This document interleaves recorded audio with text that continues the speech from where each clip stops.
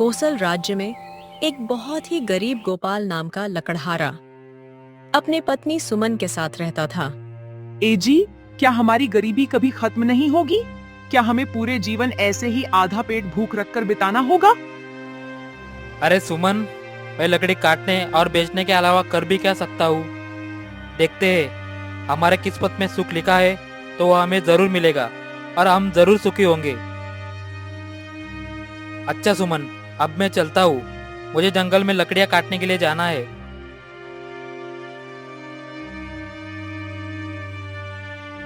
अरे मेरे प्यारे बैलों, अब हमारा जंगल में लकड़ियाँ लाने का समय हो चुका है। इतना कहकर लकड़हारा अपनी बैलगाड़ी को लेकर जंगल की तरफ निकल पड़ता है।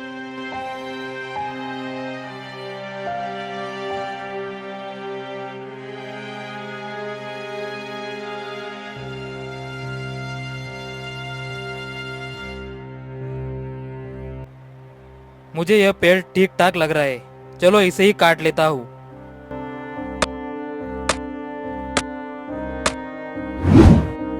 लकड़हारा जल्दी से लकड़ियां काटकर अपने बैलगाड़ी में डालता है। बचाव, बचाव, कोई तो पानी पिलाव, मेरी मदद करो। बचाव, कोई तो मुझे बचाव, पानी। अरे ये कैसी आवाज है? कौन है? लगता है कोई मुसीबत में है। चलो चलकर देखता हूँ। जिस दिशा से आवाज आ रही थी उसी तरफ लकड़हारा जाने लगता है। पानी, पानी, मेरी मदद करो। अरे ये क्या? ये तो एक चिड़िया है, लेकिन ये तो बहुत जख्मी हो गई है। इसे तो अपने साथ घर लेकर जाना पड़ेगा। मैं इसे अपने साथ ले चलता हूँ और घर जाकर दवाई लगाता हूँ। लकड़हारा तुरंत उस चिड़िया को उठाता है और उसे अपने साथ घर ले जाता है।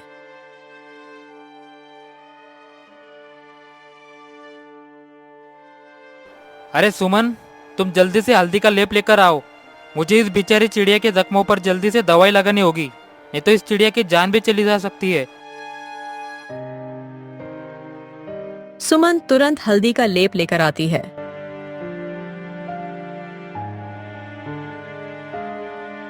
लकड़हारा तुरंत ही उस चिड़िया के जख्मों पर दवाई लगाता है। अरे चिड़िया, मैंने तुम्हारे जख्मों पर दवाई लगा दी है। अब तुम जल्दी से ठीक हो जाओगी। इस प्रकार चिड़िया 2-3 दिनों में ही पूरी तरह ठीक हो जाती है और अच्छे से उड़ने भी लग जाती है। थोड़ी ही देर में रात हो जाती है। लकड़हारा और उसकी पत्नी सुमन सो जाते हैं। तभी रात में एक चोर आ जाता है। यह घर मुझे चोरी करने के लिए अच्छा लग रहा है। चलो आज तो इसी घर में ही चोरी कर लेता हूँ। थोड़ा सोना चांदी मिल जाएगा तो बहुत अच्छा हो जाएगा। इतना कहकर वह चोर धीरे धीरे उस घर में घुस जाता है। तभी वह चिड़िया उस चोर को घर में घुसती हुई देख लेती है। अरे मालिक, उठिए, उठिए, देखो मालिक, घर में चोर आ गया। देखिए चोर आ गया। अरे मालिक जल्दी उठो, घर में चोर आ गया। अरे वाह, ये चिड़िया तो इंसानी भाषा बोल रही है। इस चिड़िया को बेचूंगा तो मुझे बहुत सारा धन मिलेगा। मैं ऐसा करता हूँ, इसी चिड़िया को ही पकड़ के ले जाता हूँ। बाजार में इसकी कीमत अच्छी मिलेगी और इस घर में मुझे चुराने के लिए कुछ दिख भी नहीं रहा। इतना बोलकर चोर तुरंत ही चिड़िया का पिंजरा उठाता है और वहां से भाग जाता है। चोर पूरी रात चल चल के बहुत थक गया था और चल चल के रात से सुबह हो गई थी। हे भगवान, अब मैं चल चल कर बहुत थक चुका हूँ। मेरी हालत बहुत खराब हो गई है। चलो मैं ऐसा करता हूँ, इसी पेड़ के नीचे थोड़ा आराम कर लेता हूँ। आराम होने के बाद देखता हूँ इस चिड़िया का क्या करना है। इतना बोलकर वह चोर उस पेड़ के नीचे सो जाता है। तभी एक राजकुमार जंगल की सैर करते हुए जा रहा था। राजकुमार मुझे बचाव, मेरी मदद कीजिए, मेरी रक्षा कीजिए राजकुमार, नहीं तो यह दृष्ट चोर मुझे मार डालेगा, मुझे मार डालेगा। अरे ये किसकी आवाज है? मुझे कौन मदद के लिए बुला रहा है? लेकिन यहाँ तो कोई दिख भी नहीं रहा। अरे राजकुमार, उधर नहीं, इधर इधर नीचे देखिए। राजकुमार मुझे इस दृष्ट चोर से बचाओ, यह चोर मुझे उठाकर ले जा रहा है। अरे वाह, ये चिड़िया तो इंसान की भाषा बोल भी सकती है। ये चिड़िया मेरी बहन को बहुत पसंद आएगी। चलो मैं इस चिड़िया को इस दृष्ट चोर से खरीद लेता हूँ। अरे ओ चोर, चल उठ। अरे कौन है? अरे कौन दृष्ट है जो मेरी नींद खराब कर रहा है? अरे राजकुमार, आप मुझे क्षमा कीजिए राजकुमार। इस चिड़िया को कहां से चोरी करके लाए हो? महाराज, मैंने कोई चोरी नहीं की महाराज, मुझे कुछ मत करना महाराज। ठीक है, मैं तुम्हें कुछ भी नहीं करूंगा, पर यह चिड़िया तुम मुझे दे दो। मैं तुम्हें इस चिड़िया के बदले 100 सोने की मोहरें दूंगा। राजा की यह बात सुनकर चोर मन ही मन में बहुत खुश हो जाता है। लेकिन याद रखना, मेरी एक शर्त मंजूर करनी होगी, तभी मैं तुम्हें यह मोहरें दूंगा। यदि तुम आज से चोरी करना बंद करोगे, यदि ऐसा नहीं किया तो मैं तुम्हें कारागार में डाल दूंगा। नहीं नहीं महाराज, मैं आज से ही चोरी करना बंद कर दूंगा। राजा तुरंत ही उस चोर को 100 सोने की मोहरें दे देता है और उस चिड़िया को लेकर वहां से चला जाता है। अरे बिंदु, बिंदु, तुम कहां हो? देखो तो मैं तुम्हारे लिए क्या लेकर आया हूं।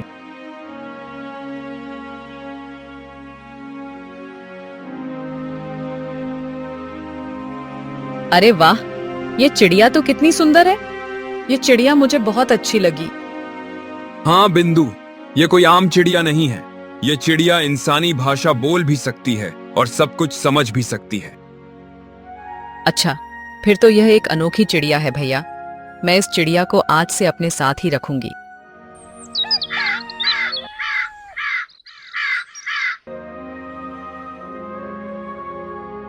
मैं तुम्हें कितने अच्छे अच्छे पकवान खिलाती हूँ, तुम उसे सही ढंग से क्यों नहीं खाती हो? अब क्या बताऊं राजकुमारी जी, मुझे इस पिंजरे में कैद हुए पूरा 1 महीना हो चुका है। मेरा आकाश में उड़ने का मन हो रहा है, लेकिन मैं इस पिंजरे में कैद हूँ। मैं क्या कर सकती हूँ? अच्छा, तो ये बात है।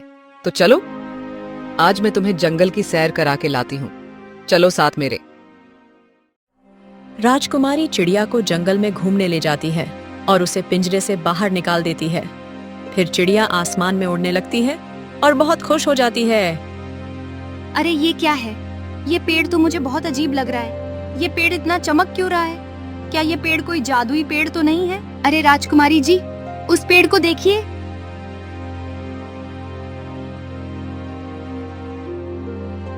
अरे हाँ, मुझे भी लग रहा है ये कोई जादुई पेड़ ही है। चलो इसके पास चलते हैं। राजकुमारी और चिड़िया दोनों उस पेड़ के पास जाते हैं। राजकुमारी जैसे ही उस पेड़ को हाथ लगाती है, तभी वह पेड़ के अंदर समा जाती है। यह देखकर चिड़िया चौंक जाती है। अरे राजकुमारी तो इस पेड़ के अंदर चली गई। मुझे जल्दी से ये बात राजकुमार को बतानी पड़ेगी। अरे ये कौन सी जगह है? ये मैं कहाँ आ गई? तभी एक बहुत ही बड़ा बाज राजकुमारी के सामने आकर खड़ा हो जाता है। उसे देखकर राजकुमारी बहुत ही डर जाती है। तभी वह दृष्टबाज राजकुमारी बिंदु को अपने पंजे में दबाकर आसमान में उड़ जाता है। अरे दुष्टबाज, मुझे छोड़ दो। कौन हो तुम? मैंने तुम्हारा क्या बिगाड़ा है? तुम मुझे उठाकर कहाँ ले जा रहे हो? बाज राजकुमारी को एक गुफा के अंदर ले जाता है, जहाँ एक मायावी राक्षस खड़ा था। अरे आप कौन हो और मुझे इस प्रकार बंदी बना के यहाँ क्यों लाया गया है? मुझे छोड़ दो, मुझे वापस मेरे घर जाने दो। हाँ, चली जाना राजकुमारी, चली जाना। इतनी जल्दी भी क्या है? तुम इस समय पाताल लोक में हो। यहाँ सिर्फ मेरी मर्जी चलती है और मेरी मर्जी के बगैर तुम यहाँ से बाहर नहीं जा सकती। अगर तुम यहाँ से बाहर जाना चाहती हो तो तुम्हें मेरा एक काम करना पड़ेगा। कैसा काम? तुम मेरे से कैसा काम करवाना चाहते हो? राजकुमारी, तुम्हें मेरे लिए अमृत की नदी से अमृत लाना होगा। लेकिन ये अमृत की नदी कहाँ मिलेगी? ये अमृत की नदी तुम्हें एक घने जंगल से गुजरने के बाद एक पहाड़ी इलाका लगेगा। उसके पीछे से एक गुफा होकर ये रास्ता पड़ता है। लेकिन ये पहाड़ी कहाँ से पड़ती है? फिर वह दृष्ट राक्षस राजकुमारी बिंदु को अमृत लाने का रास्ता बताता है। राक्षस उस अमृत नदी का अमृत पीकर अमर होना चाहता था और पूरी दुनिया पर राज करके पूरी दुनिया अपने मुट्ठी में करना चाहता था। उस राक्षस ने उस विशाल बाज को अपने वश में कर रखा था। जिससे वह सारे काम करवाता था। राक्षस से पूरी जानकारी लेकर राजकुमारी बिंदु वहां से अमृत लाने के लिए निकल पड़ती है। जैसे जैसे उस राक्षस ने कहा था, वैसे राजकुमारी अमृत ढूंढते ढूंढते घने जंगलों से गुजरती है। उसके बाद उन्हीं पहाड़ियों पर पहुंच जाती है। उसके ठीक पीछे गुफा थी जहां पर अमृत था। मुझे लगता है यह वही गुफा है। इसके अंदर ही मुझे अमृत मिलेगा। चलो इसके अंदर चलकर देखती हूँ। राजकुमारी जैसे ही गुफा के अंदर प्रवेश करने की कोशिश करती है, तभी एक अजीब मनुष्य दिखाई देता है, जिसका सिर एक मनुष्य जैसा था और शरीर नाग जैसा था। ए लड़की, कौन हो तुम? यहाँ पर आने की हिम्मत कैसे हुई तुम्हारी? रुक, अभी तुझे बताता हूँ। नाग अचानक से उस राजकुमारी बिंदु पर हमला कर देता है और राजकुमारी की वहीं पर मृत्यु हो जाती है। राजकुमार, यह वही जादुई पेड़ है जिसको हाथ लगाते ही राजकुमारी गायब हो गई। ठीक है, तुम यहीं पर रुको, मैं इस पेड़ के अंदर अकेला ही जाऊंगा। राजकुमार जैसे ही पेड़ को हाथ लगाता है, तो राजकुमार भी उसी पेड़ के अंदर चला जाता है। तभी वही विशाल बाज फिर से वहां पर आ जाता है और राजकुमार को भी अपने पंजों में दबाकर उसी मायावी राक्षस के पास ले जाता है। आप कौन हैं और मुझे यहाँ इस प्रकार लाने का क्या कारण है? और राजकुमारी कहाँ है? अरे महाराज, आप चिंता ना करें, आप जल्द ही अपनी राजकुमारी से मिलेंगे। उससे पहले मैं जो भी आपसे काम बोलूंगा वो आपको करना पड़ेगा। कैसा काम? मुझे जल्दी से बताइए, मैं तुम्हारे लिए क्या काम कर सकता हूँ? फिर वह मायावी राक्षस राजा को भी उसी अमृत को लाने को बोलता है। ठीक है, मैं तुम्हें वह अमृत लाकर दे दूंगा, लेकिन राजकुमारी को कुछ नहीं होना चाहिए। ऐसा बोलकर राजा अमृत लाने के लिए चल पड़ता है। फिर थोड़ी देर चलने के बाद राजा उसी गुफा के पास पहुंच जाता है। वहां पर पहुंचने के बाद राजकुमार को राजकुमारी मरी हुई दिखती है। हे भगवान, मेरी बहन को तो किसी ने मारा है। इसका मतलब है उस दुष्ट राक्षस ने जरूर राजकुमारी से भी वह अमृत लाने को बोला होगा। अब उस राक्षस की तो खैर नहीं, मैं उस दृष्ट राक्षस को जिंदा नहीं छोड़ूंगा। मुझे लगता है इस गुफा में कोई तो है, मुझे ध्यान से आगे बढ़ना होगा। ऐसा बोलकर राजा राजकुमारी को वहीं पर छोड़ के आगे बढ़ता है। कौन हो तुम? तुम्हारी हिम्मत कैसे हुई इस गुफा में आने की? नाग जैसे ही राजा पर हमला करने के लिए आगे बढ़ता है, राजा तुरंत अपनी तलवार से उस नाग के 2 टुकड़े कर देता है।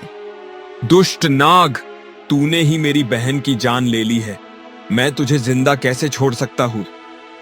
ऐसा बोलकर राजकुमार गुफा में आगे बढ़ता है। राजकुमार जैसे ही आगे बढ़ता है, तभी एक आग वाला तीर बहुत तेज रफ्तार से राजकुमार के करीब से होकर निकल जाता है।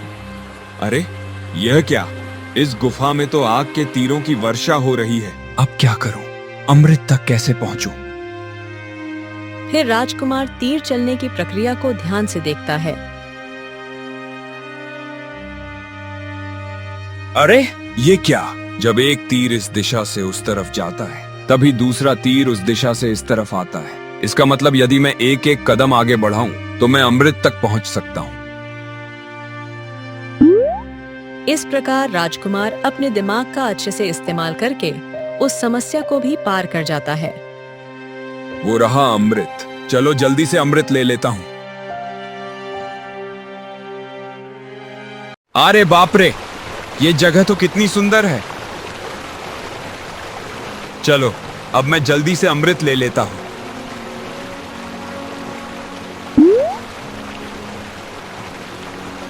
मैं यह अमृत सबसे पहले अपनी बहन को पिलाऊंगा। उसके बाद उस दुष्ट राक्षस को देखता हूं, उसका क्या करना है। फिर राजकुमार वह अमृत की बोतल लेके निकल पड़ता है जहां पर राजकुमारी मरी हुई पड़ी थी।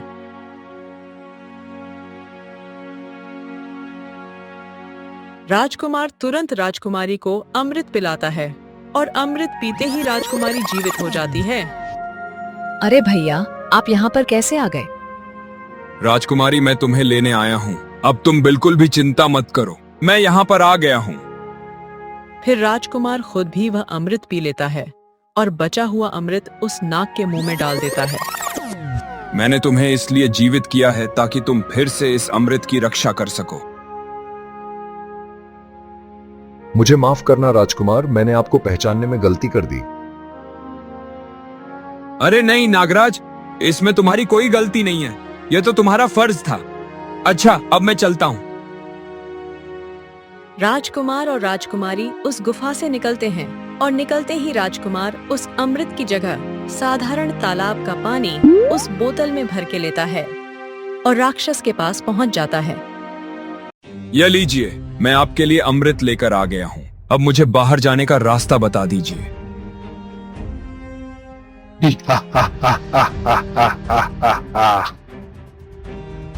अरे वाह राजकुमार, आप तो कितने बहादुर हो। यह अमृत आज तक कोई नहीं ला सका। जो भी गया वो लौट कर नहीं आया, और तुम तो अमृत लेकर आ गए। चलो चलो, जल्दी से मुझे अमृत दे दो। राजकुमार तुरंत ही उस राक्षस को पानी से भरी हुई बोतल दे देता है। राक्षस तुरंत ही उस पानी को अमृत समझकर पी जाता है। हे राक्षस, मैंने आपकी कहे अनुसार आपको अमृत लाकर दे दिया। अब मुझे बाहर जाने का मार्ग बता दीजिए।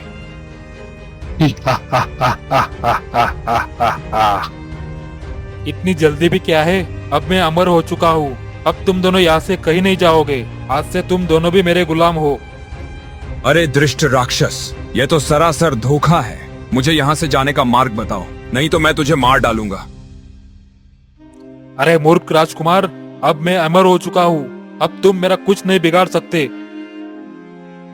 अच्छा, ऐसी बात है तो फिर यह ले, मेरी तलवार का वार झेल। अरे ये क्या, मैं तो अमर हो गया था। इसका मतलब तूने मेरे साथ धोखा किया। पानी पीकर खुद को अमर समझने वाला वह राक्षस मर जाता है। राक्षस के मरते ही वह बाज आजाद हो जाता है। महाराज की जय हो, महाराज की जय हो। आप तो बहुत वीर और बुद्धिमान हो महाराज। आपका बहुत बहुत धन्यवाद महाराज, जो आपने मुझे इस राक्षस की गुलामी से आजाद करा दिया।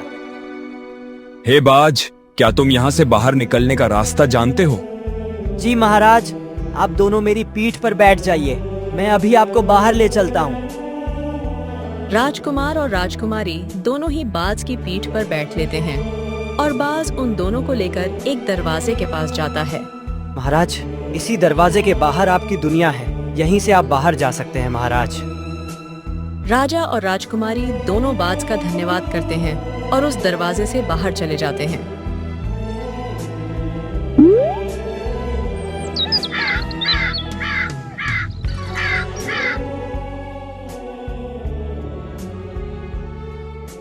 हे चिड़िया, यदि आज तुम ना होती तो मैं कभी भी अपनी बहन को नहीं पा सकता था। इसलिए मैं तुमसे बहुत प्रसन्न हूँ। आज तुम मुझसे कुछ भी मांग सकती हो।